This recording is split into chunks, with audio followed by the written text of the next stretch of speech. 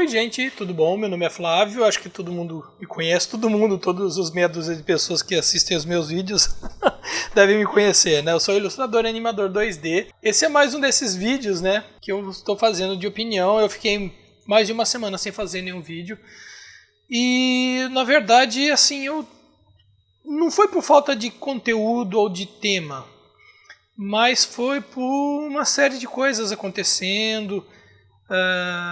Assim, a questão relativa ao ensino à distância está me tirando bastante do eixo, porque eu ainda não consegui conciliar a parte do estudo, da leitura, de fazer trabalhos com o que eu tenho que fazer, o que eu tenho que entregar, porque tudo é muito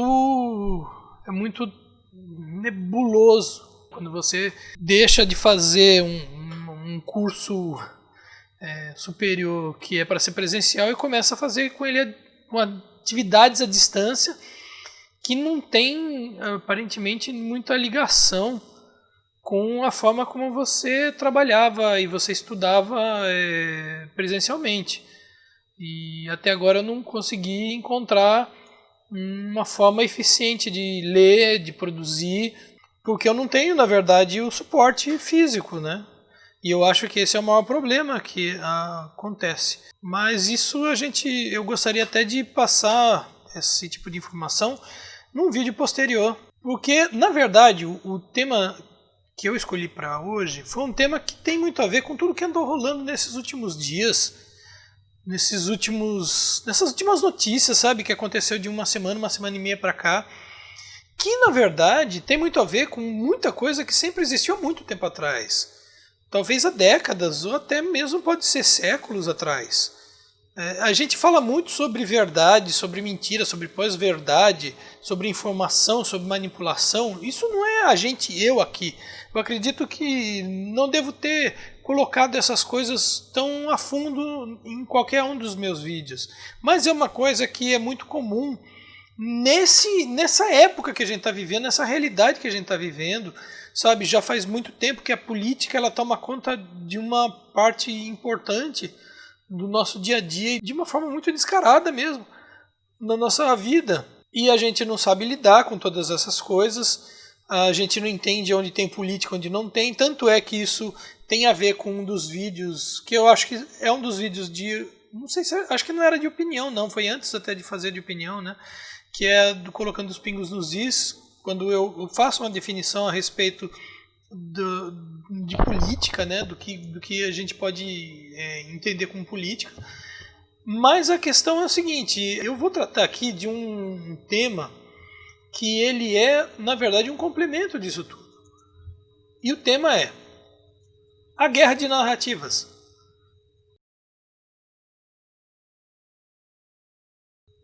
E eu gostaria de falar disso porque assim, eu andei vendo de tudo que rolou, principalmente a questão, o episódio, né, da morte de George Floyd, né, é um cara que nos Estados Unidos, ele morreu, foi sufocado pela polícia, um policial que caiu de joelhos sobre o pescoço dele e sufocou ele morreu sufocado. E assim... Tudo aquilo, na verdade, eu quando tive a oportunidade de ver aquela imagem, aquela situação foi muito forte, não apenas por ela, mas por eu perceber que aquela imagem, ela continha elementos que falam diretamente, até mesmo com muito do que eu ando percebendo e que eu ando sentindo. É estranho, né, dizer isso, mas ela pode ser até uma coisa subjetiva, mas ela é real. Por quê? Eu percebi que a agonia do George Floyd, que o fez morrer, dele não conseguir respirar, embora não objetivamente falando, mas como uma metáfora, ele traduz muito do que muita gente, e eu me incluo nisso, vem sentindo, que a gente não consegue respirar. Parece que o mundo, parece que tudo da forma como está sendo feito, está sendo conduzido, está sendo manipulado, está sendo trabalhado e está se transcorrendo, ele está se configurando como uma grande agonia. Uma agonia que tem a ver com o sufocamento da ciência, o sufocamento da realidade, o sufocamento da verdade, o sufocamento da liberdade, o sufocamento da economia, o sufocamento do direito de você se precaver de uma doença que não tem cura. Antes de mais nada, isso é a coisa mais importante, porque mesmo a questão de economia, se a gente pensar num ponto de vista liberal, que as pessoas têm que estar produzindo, têm que estar trabalhando para a economia andar, essa visão liberal, ela é viável apenas no momento de uma normalidade quase que plena. E mesmo assim, é preciso a gente admitir que existem ressalvas gravíssimas com relação à validade, porque a gente não vê uma lógica liberal, principalmente essa neoliberal, que é o modus operandi da sociedade desde os anos 90, ela é uma situação que todo lugar onde se é aplicado, você vê evidentemente uma diminuição da qualidade de vida de todas as pessoas, um empobrecimento muito grande, uma concentração de renda para quem tem dinheiro, enquanto que o restante da população mingua. E a gente percebe que toda essa lógica de austeridade fiscal e de mercado sempre protegido, sempre ser blindado, enquanto todo o resto do mundo que se dane mesmo. Isso até não ficava tão evidente a partir do momento que você não tinha uma pandemia. Agora você tem uma pandemia, você tem que proteger vidas humanas. Vidas têm que ser protegidas, só que você proteger vidas significa todo mundo ficar isolado. E ficar isolado significa ninguém vai comprar, ninguém vai trabalhar, ninguém vai produzir, ninguém vai gerar lucro para empresas. E as empresas, só que, né, não é só a questão da empresa, né, a questão de geral, assim, o sistema como ele é. Todo mês você paga conta de água, conta de luz, aluguel, você paga imposto, você paga um monte de coisa, você paga inclusive salário para os funcionários.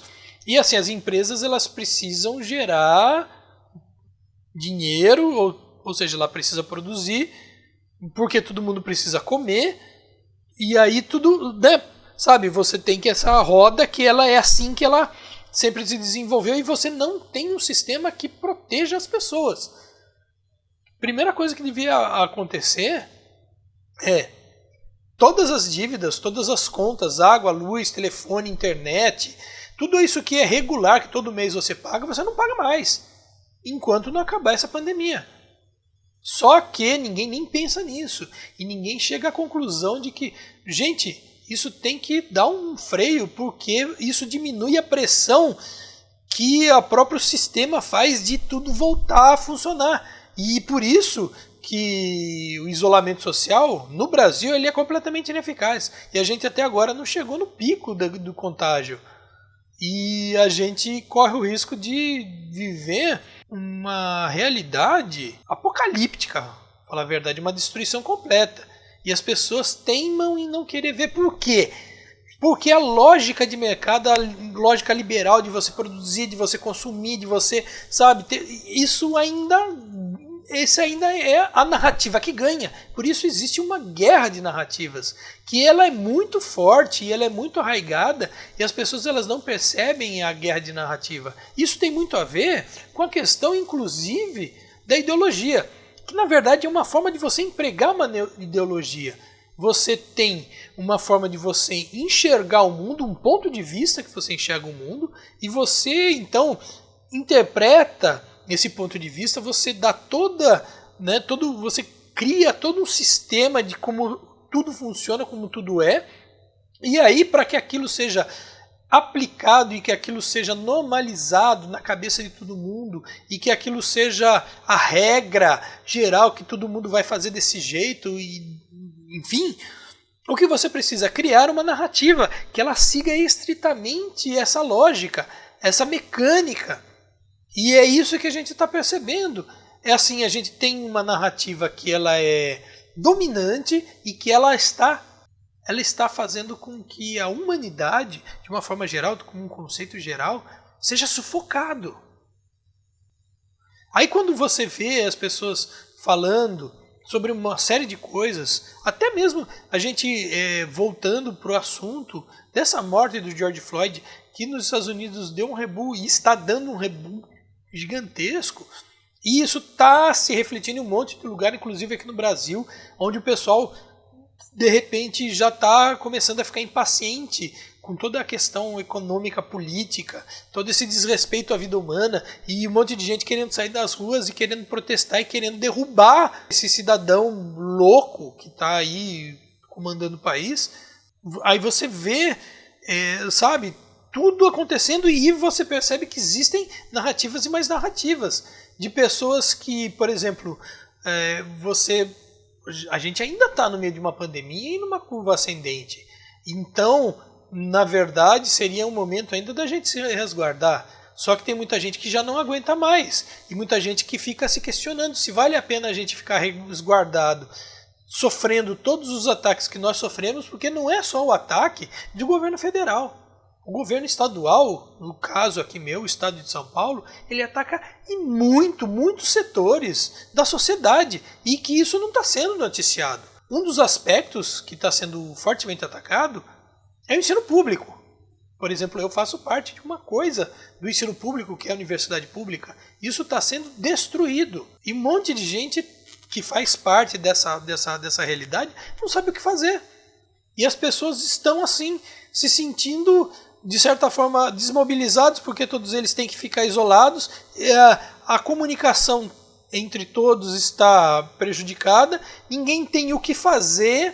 E você sente necessidade de fazer e as autoridades, isso, né, a gente pode falar não só no nível federal, estadual e até municipal, eles se sentem de certa forma confortáveis porque as pessoas que não concordam com os abusos que estão sendo colocados, eles, por uma questão de um paradoxo, por uma questão paradoxal, ele não sabe o que fazer, porque ele quer sair na rua, ele quer protestar, ele quer, sabe, mas não faz. Nesse último domingo teve gente na rua protestando, só que não é nem metade de todas as pessoas que pelo menos eu conheço que queriam realmente estar, se sentir à vontade, livres, para poder estar lá na rua fazendo um tremendo de uma pressão. E isso está sendo maquiado, está sendo utilizado para falar, olha só, veja só, sabe? Porque do outro lado, onde você tem de repente um grupo que, embora no último mês pelo menos tenha caído vertiginosamente a manifestação popular, ainda esse grupo ele se expõe, ele sai na rua, porque ele não acredita, ele simplesmente não acredita nem que a doença seja grave. Isso é o quê? Isso é a força de uma narrativa. Não é uma realidade, é uma narrativa. É uma gripezinha qualquer. É uma bobagem. Isso vai destruir a economia do Brasil. E, na verdade, a economia do Brasil está destruída desde 2016, aliás. Desde antes de 2016. O 2016 foi a hora que o negócio caiu de vez. E de lá para cá, a economia brasileira ela não consegue se reerguer. E depois que esse cidadão assumiu a presidência, agora aí que não... Então, assim, está sendo, sabe, uma pá de cal em cima da outra. E, assim, até mesmo economicamente falando, o país não consegue respirar. Já há anos. O que eu gostaria de mostrar para vocês, eu gostaria de alertar vocês, é que antes de haver uma realidade, existe, na verdade, aquela história de você repetir uma versão dos fatos, da realidade, para que ela seja aceita como uma realidade absoluta. Isso não é só com relação à mentira, não é só com relação à fake news. A fake news a gente pode considerar como uma questão mais aguda dessa guerra de narrativas, porque é uma guerra de narrativas que ela não tem nenhuma ética, ela não tem nenhuma ligação, nem comprometimento com a verdade. Então é fake news, é mentira. É uma mentira que é tomada por verdade e que faz com que a credibilidade de todas as coisas caia por terra. E aí as pessoas não sabem o que fazer e não sabendo o que fazer, o que acaba prevalecendo? Prevalecendo é, de repente, a vontade da autoridade. Quem tem autoridade para fazer alguma coisa valer. Porque você não sabe se é certo ou não, você não sabe se você deve ficar em casa ou não, você não sabe se você deve trabalhar ou não, você não tem sequer condições de ficar em casa. Quanta gente eu vejo aqui, eu moro numa casa, eu vejo gente batendo aqui aqui em casa, pedindo comida, pedindo para carpir a frente da casa, tirar os matinhos, porque não tem dinheiro, não tem comida dentro de casa. E essas pessoas eram para estar recebendo auxílio. Esses R$600 que essas pessoas não receberam. E não receberam porque muitas delas não têm celular. Porque está tudo sendo feito de maneira a prejudicar as pessoas que mais precisam. E com uma maquiagem poca, com uma maquiagem horrorosa, mostrando que existe algum comprometimento, não existe comprometimento nenhum. E falando, olha, na verdade a gente quer que vocês trabalhem. Que vocês trabalhem?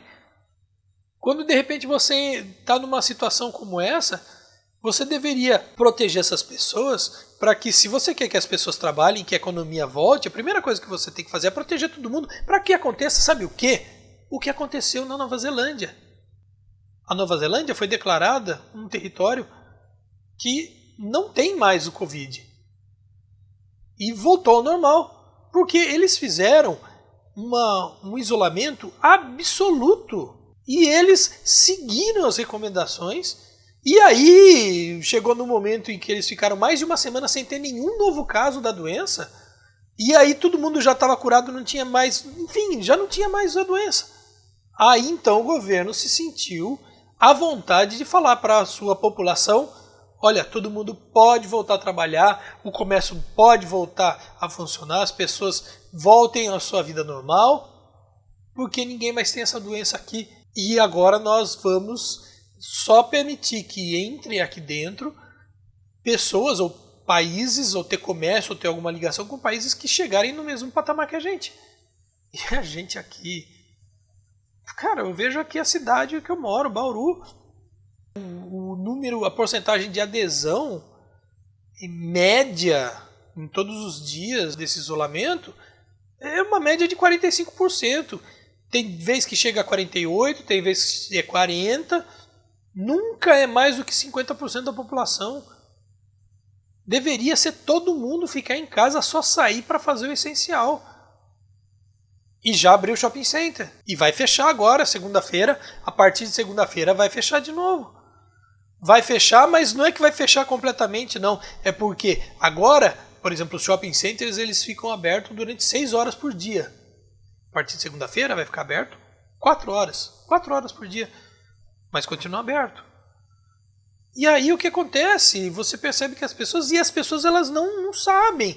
As pessoas elas não têm condição, elas não sabem em que acreditar, em que confiar. Não existe, de repente, as pessoas, a informação que chega até a pessoa, a ponta final, que são as pessoas, ela é toda deturpada, porque tem um governo, uma parte do governo, que é a parte que de repente teria mais poder, falando um monte de mentira, e entrando em rede de internet, em mídia social, em corrente do WhatsApp, inventando coisas, até histórias, falando que a OMS agora diz isso, agora diz aquilo. Eu ouvi isso daí ontem de uma pessoa que eu conheço falando isso. Mas a OMS o tempo todo fica falando de uma coisa diferente. Uma hora diz que é, uma hora diz que não é. E na verdade a OMS desde o começo está falando a mesma coisa. Só que a informação, por exemplo, que chega até as pessoas do que diz que a OMS diz, não é o que a OMS diz ou o que a OMS prega. É invenção. Isso é só um aspecto para você ver quanta coisa existe nesse sentido. Então a gente está sofrendo terrivelmente por uma questão que, assim, agora o ponto de vista é a narrativa, a guerra de narrativa. Porque a guerra de narrativa é tão grande, que você cria qualquer tipo de coisa, de qualquer qualidade ética, moral, ou seja lá o que for, para você fazer colar, para que cole uma visão de realidade, uma interpretação de realidade. Só que essa interpretação de realidade, atualmente, ela é assassina. Esse final de semana, nós poderemos chegar a 40 mil mortos. 40 mil mortos. Uma doença que desde que ela veio aqui para o Brasil, que deve ter sido, acho que em fevereiro, não sei, ou em janeiro, já morreram 40 mil pessoas. Quer dizer, vai morrer 40 mil pessoas. Tem mais de 1000 pessoas por dia morrendo. Isso em contagens que são notificadas, não é nem oficial, porque a gente já viu o problema que aconteceu já essa semana que passou. que o próprio governo federal quis sumir com a contagem. Ao invés de você combater a doença, você some com a contagem. As pessoas vão continuar morrendo. Tudo isso porque no desespero de fazer com que o comércio volte a funcionar. Se você está tão desesperado assim, por que você não protege o ser humano? Não, porque proteger dá trabalho. É uma insanidade. Essa batalha de narrativas, ela é insana. Ela é doentia. E o que eu gostaria de fazer um apelo para que vocês tomem muito cuidado com isso, porque eu vejo que as pessoas elas não fazem ideia do que elas estão defendendo. Eu vejo pessoas boas que elas falam e assim elas defendem qualquer coisa que de repente tenha ordem ali no meio, sabe? De repente qualquer mensagem que fale sobre ordem, fale sobre otimismo, sabe? Fale sobre otimismo, porque você tem que enxergar o lado positivo. Só que o que a gente tem que entender hoje em dia, assim, não é mais aquela questão de você ter um copo que está com metade de água, é um copo meio cheio ou um copo meio vazio. É um copo com metade de água. O realista não fala que ele está meio cheio nem que está meio vazio. Ele diz que é um copo com metade de água. Só que o otimista em excesso fala assim, nossa, como você é pessimista. E o outro fala, nossa, né, como você é otimista. Você está vendo muita água. Só que a questão é a seguinte, você tem que perceber que metade do copo tem água e outra metade tem ar. Não ficar falando, olha o lado bom, metade do copo tem água. Mas olha o lado ruim, metade do copo não tem água. Porque você dizer que aquele copo, né, aquele meio copo, né, com água, é um copo meio cheio ou meio vazio, na verdade são duas narrativas da realidade. E a realidade não é a narrativa, a realidade é a realidade. E você já interpretar uma coisa por uma questão de narrativa já é um troço complicado. Porque é através disso que, por exemplo, os meios de comunicação em massa costumam a manipular a opinião pública.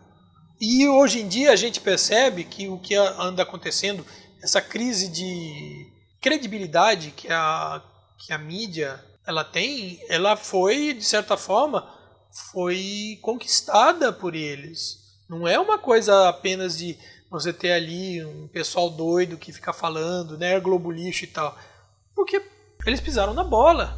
Eles abusaram de manipular a realidade. Só que manipular a realidade num contexto de disputa de poder, porque é o que sempre aconteceu, isso não é dos últimos 10 anos para cá, isso é desde muito tempo. Isso é uma disputa de poder que acontece e que de certa forma é até aceito, porque o ser humano, ele de certa forma ele é falho, ele tem muita dificuldade de entender, de aceitar a realidade, só que tudo tem um limite. A imprensa, ela sempre teve interpretações que têm a ver com a sua linha editorial. Na verdade, o maior problema que sempre existiu, isso a gente vê na mídia brasileira. Foi de há muito tempo dizer que ela é imparcial. Não existe imparcialidade. Você é parcial. Primeiro porque todo meio de comunicação ela tem uma linha editorial. E essa linha editorial já está dizendo qual é o lado que ela acata, que ela persegue. Isso não é antiético. Aliás, antiético é você dizer que você não tem quando você tem. E todos sempre tiveram. Aí a gente percebe que essa questão de você ter uma interpretação para um lado, para um ponto de vista, ela está num grau de distorção que é absurda. Porque ela não é apenas uma distorção que tem a ver com a sua linha editorial. Porque você tem que ter uma linha editorial. Por exemplo, uma pessoa que é religiosa, ela tem uma linha editorial, né? Ela não é um meio de comunicação, ela não é um jornal, mas ela tem uma linha editorial. Porque ela enxerga tudo, ela interpreta todo mundo, tudo que ela vê, os acontecimentos, pela ótica religiosa, da religião que ela tem.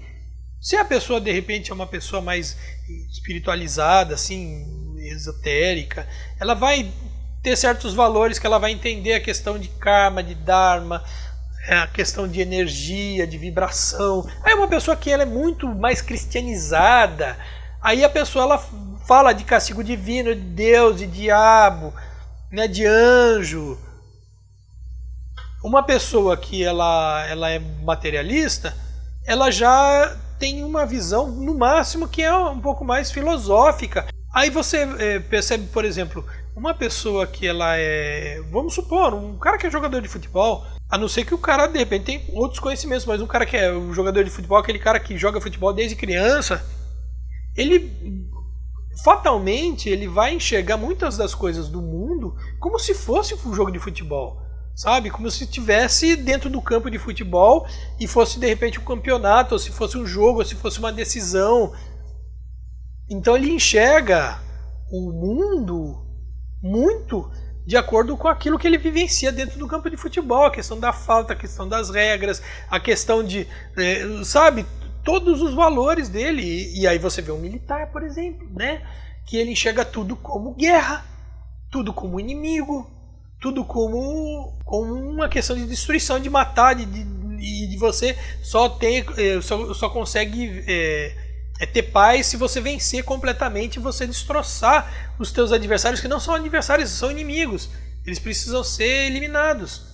E a gente tá vendo tudo isso tá sendo fomentado, tá sendo desenvolvido num nível que ele é doentio. E nós precisamos combater esta visão doentia das coisas. E nós precisamos enxergar com um mínimo de autocrítica e bom senso. Uma coisa que tem muito a ver com o que a gente já estava falando, que foi onde eu iniciei a conversa, que é a morte do George Floyd, que começou a ter o pessoal mais progressista a defender primeiro as ideias e o princípio antifascista e depois utilizar o slogan que vidas negras importam. E eu vi muita gente dizer que aparentemente até parece ser justo, né? A pessoa dizer assim, mas não são só vidas negras que importam. Todas as vidas importam. Eu sei que todas as vidas importam. Veja você como é a questão da narrativa. Você adotar num momento como esse, que todas as vidas importam, é uma forma de você, pode até não estar nem percebendo, mas de você minimizar aquilo que está sendo evidente nesse momento, que é a opressão dentro da realidade dos negros, que eles sempre tiveram um acesso muito pior para todas as coisas. Eles nunca tiveram a mesma oportunidade dos não pretos. Não estou falando nem dos brancos, porque os brancos, sim, ele tem muito mais privilégio, historicamente falando, racialmente falando. Enfim, se você for branco, se você for hétero, se você for homem, você vai ter muito mais facilidade que se você for mulher, se você for negra, se você for bissexual ou homossexual, LGBT, enfim. Porque a sociedade, ela naturalmente, ela vai excluindo e não vai dando oportunidade para essas pessoas. E é uma questão histórica muito grande, muito mais evidente com relação a todas as pessoas, os não brancos, né? E em especial os negros, porque eles foram escravizados. E no Brasil foram mais de 300 anos. Foi o país que teve a escravidão mais longa de toda a humanidade, de todo o planeta Terra. E não houve nenhum tipo de reparação histórica desses mais de 300 anos de escravidão. Então esse pessoal, quando eles deixaram de ser escravos, eles simplesmente ganharam as ruas e foram esquecidos. Nunca houve nenhum processo de acolhimento para a sociedade, para que eles pudessem ter acesso a uma vida digna, a uma moradia digna, a educação dos seus filhos, enfim, acesso à saúde. Sabe, eles não foram absorvidos pela sociedade, pela economia da sociedade. Então, o problema da realidade dos negros, ela é muito importante que a gente valorize, que a gente respeite, que a gente dê esse espaço para eles, que a gente enxergue eles, que a gente valorize eles. Ou seja, vidas negras importam sim, porque seja você indígena, seja você japonês, seja você mameluco, seja você caiçara, seja você ribeirinho, se você não tem a pele preta, se você não é diretamente ligado, você pode ser favelado. Se você é um loirinho, só que é favelado, você já tem uma vantagem com relação ao seu amigo favelado que ele não é loirinho. E se você for um cara que nasceu em berço de ouro, se você tem a pele branca, você vai ter mais facilidade do que o outro cara que nasceu mesmo em berço de ouro e que tem a pele preta. Então é preciso valorizar e conscientizar que a vida deles importa, sabe por quê? Porque eles precisam ter as mesmas oportunidades que o resto. Aliás, todo mundo precisa ter a mesma oportunidade, só que nesse caso, nesse ponto, com o que anda acontecendo, não foi só com ele, não. O João Pedro também é um caso. Aqui no Brasil, o menino agora, semana passada, que agora não me lembro o nome dele, que a empregada, que é a mãe dele, teve que sair com o cachorrinho para passear lá, porque a madame queria que, né, passeasse lá com o cachorrinho, e o menino ia ficar com a madame cuidando, e a madame colocou lá ele no elevador e o moleque de repente morreu. E o pior de tudo é que você percebe que o sistema protege a mulher. Por quê? Porque a vida dela é mais importante do que a vida da criança que morreu, da mãe que perdeu a criança. Então, sabe o que isso demonstra? Que a vida negra não importa. Não importa tanto. Essa que é a questão.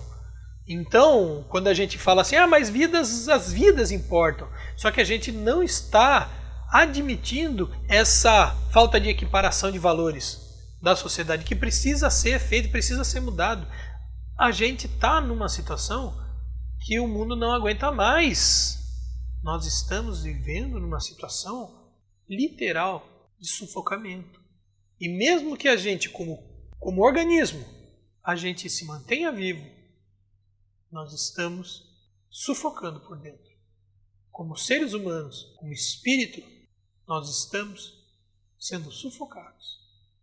E é preciso urgentemente mudar a forma como a gente interpreta o mundo e a narrativa que a gente adota, para que essa narrativa nos auxilie a gente se libertar de toda essa desgraceira que está atingindo cada um de nós. E se a gente não mudar, pode ser pior. Gostaria eu que não fosse, mas depende de cada um de nós. Como coletividade, enxergar a coletividade e fazer pela coletividade, pelo ser humano, não pela economia, não pelos negócios, não pelo lucro, mas pelo ser humano. Bom, gente, esse foi o tema do vídeo de hoje. O tema foi, eu acho que pesado. Já fiz algumas coisas meio pesadinhas aqui, né? Eu espero que você goste. Se você gostou, deixa aqui o seu joinha. Se você não gostou, deixa o seu joinha negativando. Pode deixar, não tem importância não. E por favor, comente aqui embaixo, né? Aqui na área dos comentários, o que você acha. Se tem alguma coisa que você gostaria que eu falasse, que eu fizesse. Se você acha interessante o tipo de colocação que eu faço. Se você gostaria de ter a oportunidade de ver outros vídeos, tem outros vídeos aqui para vocês verem. E tem os próximos que eu farei não sei quando, vou ver se dá para fazer. Se der para fazer todo dia, beleza. Se não der, beleza também, porque ainda estou me adaptando a esse lance de EAD, que não está fácil. E assim, gente, então se vocês quiserem seguir, curta esse canal, tem ali o botãozinho para você, né, ser o seguidor do canal. Tem ali o sininho, clica no sininho, badala ele ali que você vai receber as notificações quando tiver coisa pronta, nova.